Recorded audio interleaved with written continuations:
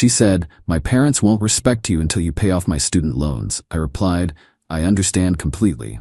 Then I paid off my own mortgage instead. The look on their faces when they realized I can't be manipulated. Original post. I, 35 male, have been with Jessica, 32, for 4 years. We've been engaged for 6 months and the wedding is supposed to be next spring. Keyword, supposed. Last month we were having dinner at her parents' house. Her dad, Frank, 62, and her mom, Deborah, 59, have always been particular. They live in this massive house, drive matching Mercedes, and love reminding everyone about their country club membership.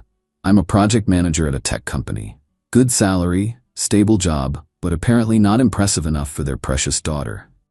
After dinner, Frank pulled me aside for one of his man-to-man talks. These usually involve him telling me how lucky I am to be with Jessica while sipping his expensive whiskey. "Listen, son," he started. I hate when he calls me son. "Jessica's got $87,000 in student loans from her master's degree. A real man would handle that before the wedding." I almost choked on my drink. That's quite a lot. Well, she got her degree from a prestigious university, not some state school. He said it like I should be grateful for the privilege of paying for it. Jessica joined us, linking her arm through mine. "Daddy's right, babe. My parents won't really respect you as a provider until you show you can take care of me. It's just how they were raised." "And how we raised Jessica," Deborah added, appearing with her wine glass. "A husband should enter marriage by clearing his wife's debts. It shows commitment." I looked at all three of them.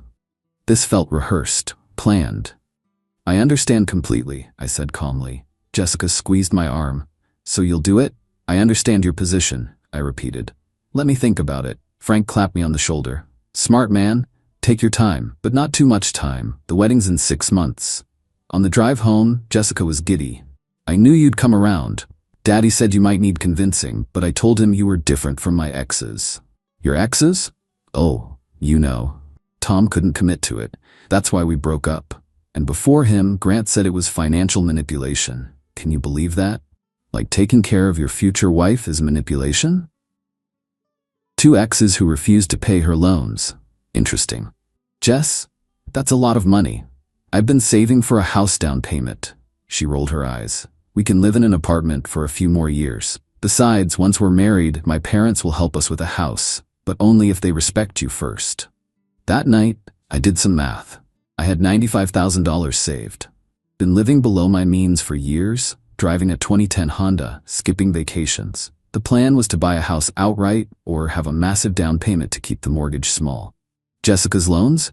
$87,000 at 6.8% interest. She'd been making minimum payments for 5 years. The balance had barely moved. Update 1. The next few weeks were enlightening. Jessica started sending me Zillow listings for apartments. "Since we're waiting on the house," she'd text, with heart emojis. She also started planning a bigger wedding. Apparently, once I proved myself by paying her loans, her parents would contribute more to the wedding. Everything was conditional on me paying first. I met up with my buddy Derek for beers, told him the situation. "Bro, run," he said immediately. "That's not how any of this works." "I know." "So what are you gonna do?" "Something they won't expect." I'd been doing research. Jessica's degree? Art history with a focus on Renaissance sculptures. She worked part-time at a gallery making $30 a year. Her parents supplemented her lifestyle, her apartment, her car lease, her shopping. The degree was never about a career. It was about status. Meanwhile, I'd found a house, 3 bedrooms, 2 baths, needed some work, but in a great neighborhood. Listed at $220,000, but the seller was motivated. I could buy it outright with my savings and a small personal loan I'd already been pre-approved for. Here's the thing about Jessica's family. They assumed everyone was as status-obsessed as them. They assumed I'd cave to their pressure because that's what real men do. They assumed wrong. I started the purchase process quietly. Inspection, paperwork, closing scheduled for 3 weeks out. Told Jessica I was working overtime on a big project. She was too busy planning the wedding to notice. Then came the family dinner that changed everything. Frank had invited Jessica's older brother Thomas, 36M, and his wife Claire, 34F. Thomas was the golden child, lawyer, drove a Tesla, married Claire whose family owned a chain of restaurants. So, Frank announced over appetizers, Jessica tells us you're ready to step up. I've been thinking about it, I said. Thomas laughed. Finally, took Claire's brother 2 months to convince before he manned up and paid her loans. Claire nodded. It's just what's expected. My brother paid $65,000, but Jessica's worth more, right? She winked at me. This wasn't just about Jessica. This was the family business model. How much did you pay for Claire's loans? I asked Thomas. Me?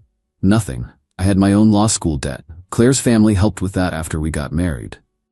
So Claire's family paid your loans, but Claire's brother had to pay hers? Thomas shrugged. Different situations. Right? I turned to Frank.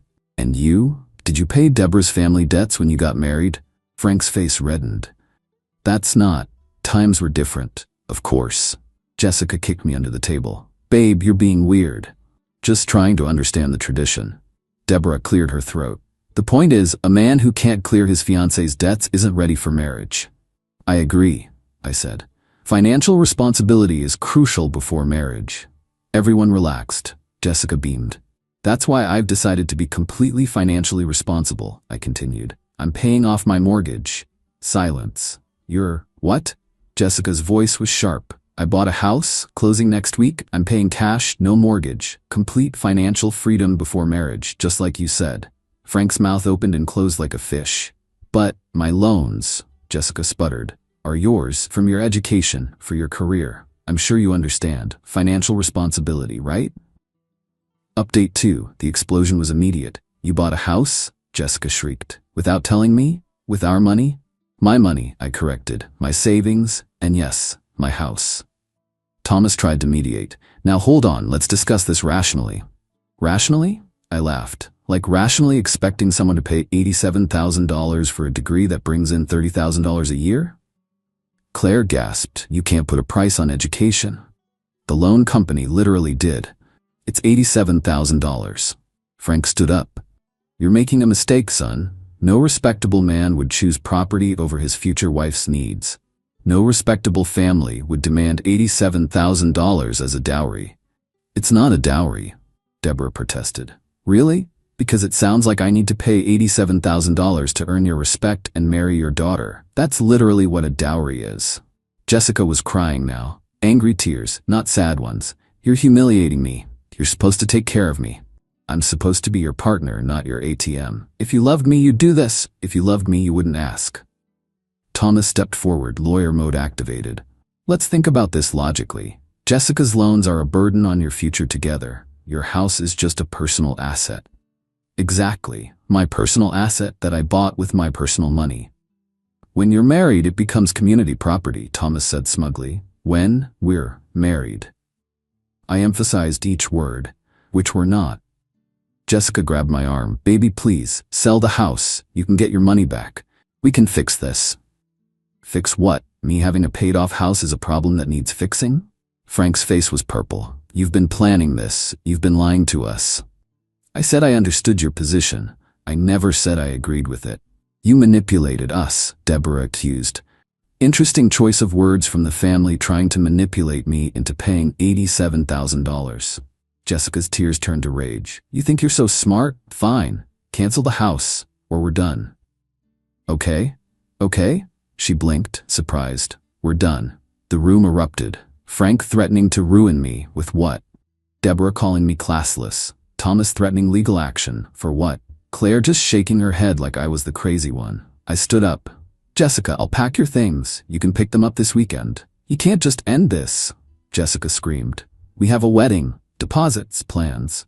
All in your name, since your parents were paying after I proved myself, remember? I left, drove to my friend Derek's place. He opened the door, took one look at me and grabbed 2 beers. So, how'd it go? I'm single and I own a house. My man. Update 3. The harassment started immediately.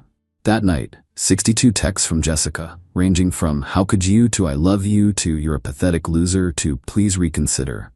By morning, 23 calls from Frank, 15 from Deborah, 31 texts in a group chat. Thomas added me to where they took turns explaining why I was wrong. I responded once to the group, my decision is final. Please stop contacting me. Then I muted everything. But Jessica wasn't done. She showed up at my work Monday with coffee and a sad smile. "Can we talk, please?" My coworker Beth saw her and actually laughed. "Girl, you better walk away. This man just bought a house in this market. Cash. He's not stupid." Jessica's face went red. "This doesn't concern you. You're in our workplace. It kinda does." Security ended up escorting Jessica out when she wouldn't leave. Tuesday, I get a call from my mom. "Jessica's mother called me," she said. "Great. She said you humiliated their family and broke Jessica's heart." "What did you say?" "I said my son's too smart to pay for someone else's degree unless it's his own child's." "Love you, Mom." She also said Jessica's considering legal action for emotional damages and breach of promise. I laughed. For what? Not paying her loans? Good luck with that. Wednesday, house closing day. I'm signing papers when my phone buzzes. Email from Jessica. "I've been thinking, maybe we moved too fast with the loan thing. How about this? You pay half now, half after the wedding. Daddy says that's reasonable." I didn't respond. Thursday, another email. "Okay, what if you just pay $40,000? The rest I'll figure out. We can live in your house together. I can help with decorating." No response. Friday, the extinction burst. Learned that term from Reddit. You're going to die alone. No woman will want a selfish cheapskate. You wasted 4 years of my life. I could have found someone who actually loved me enough to support me. You're nothing. You'll never be good enough for anyone. My family has connections. You're done in this city. I forwarded that one to my lawyer friend, just in case. Saturday, I'm at the house doing measurements when there's a knock. It's Thomas. "Can we talk? Man to man." Sure. I kept measuring, didn't invite him in. "Jessica's a mess. She really loves you. She loves the idea of someone paying her loans. That's not fair. She was with you for 4 years, waiting for me to save enough to pay them off." He shifted uncomfortably. "Look, between us, I get it. The loan thing is a lot, but Jessica's not gonna find better than you. That's her problem. You're really gonna throw away 4 years over money?" She threw away 4 years by making our entire relationship contingent on me paying her debts. What if she agreed to a payment plan? Like, you pay them over time. "Thomas, I'm not paying her loans. Not now, not ever, not half, not on a plan, not nothing." "You're being unreasonable." "I'm being unreasonable? Your family demanded $87,000 for me to marry her. It's not a dowry. Right, got it." He left, but not before saying, "You'll regret this." Doubt it.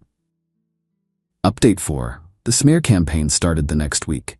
Jessica posted on social media about how her ex chose property over love and revealed his true colors after 4 years of manipulation. Her friends commented with hearts and "You deserve better, queen," and "his loss." I didn't care. But then she made a mistake. She posted, "Imagine saving money for 4 years while pretending to love someone, then buying a house instead of helping with their education loans. Some people are just users." My friend Derek screenshot it and sent it to me. "Bro, she's saying you used her?" I posted my own response. Not emotional, just facts. Interesting perspective. For clarity, I saved my money from my job for 4 years. I was asked to pay $87,000 in student loans for a degree I didn't earn, from a school I didn't attend, for a job that pays less than half the loan amount. When I chose to buy a house with my savings instead, I was dumped. You decide who the user was. The comments were brutal, for her. "Wait, she wanted you to pay how much? $87K? For someone else's degree? Almao art history degree for $87K. Make it make sense." She really thought she found a sucker. Jessica's post disappeared within hours. But the damage was done. Then came the flying monkeys. Her cousin reached out. "You're really hurting the family, can't you reconsider?" Her best friend, "Jessica's on antidepressants now because of you." Her mom's friend from church, "I'm praying for you to see the error of your ways." I blocked them all. But the best one was from Claire, Thomas's wife.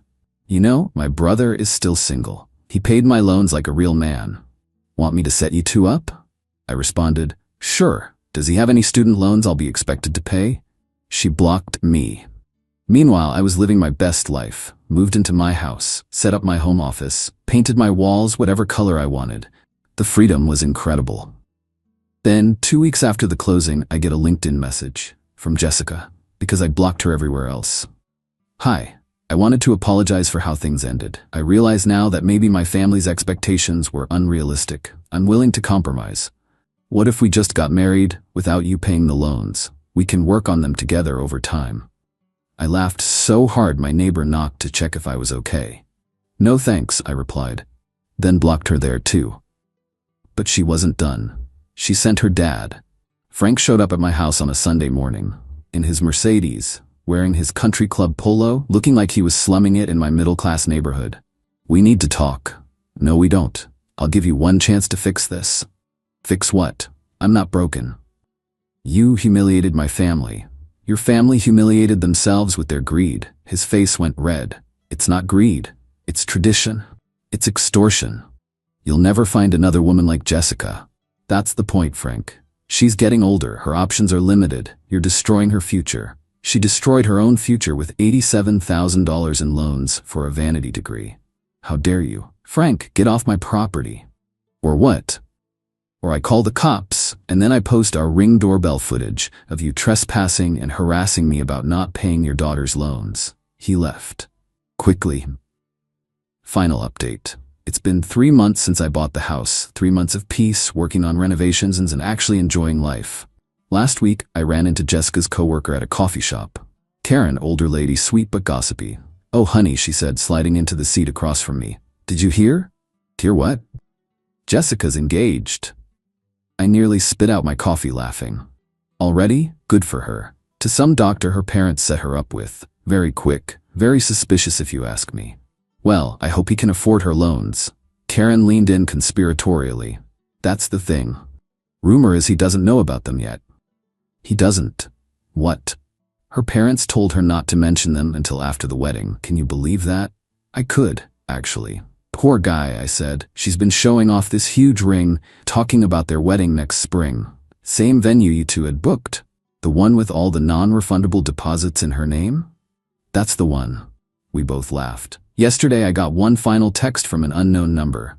This is Frank. Jessica's getting married to a cardiologist. He makes 3 times what you make.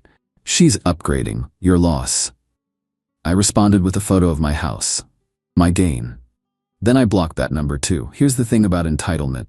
It doesn't go away just because one person refuses to feed it. Jessica and her family will find another Mark, another sucker, another real man to manipulate. Maybe the cardiologist will pay her loans. Maybe he'll run like I did. Maybe he's got his own scheme running. Don't care. Not my circus, not my monkeys. I'm sitting in my house with no mortgage, no student loans, no entitled in-laws, and no regrets. The best revenge? It's not elaborate. It's not dramatic. It's just refusing to be manipulated and living well. My house needs work. The kitchen's outdated. The bathroom needs remodeling. The yard's a mess. But it's mine. Every nail, every board, every blade of grass, mine. Jessica needed someone to pay for her choices. I chose to pay for my own. Best $220,000 I ever spent. Edit, since everyone's asking, yes, the house value has already gone up 15 kellers according to Zillow. Also, found out through the grapevine that the cardiologist has $300 in medical school loans. This should be interesting. Edit 2. Just got a wedding invitation from Jessica and Dr. Cardiologist. The audacity. I RSVP'd no and sent a calculator as a wedding gift from their registry. Petty? Maybe. Satisfying? Absolutely.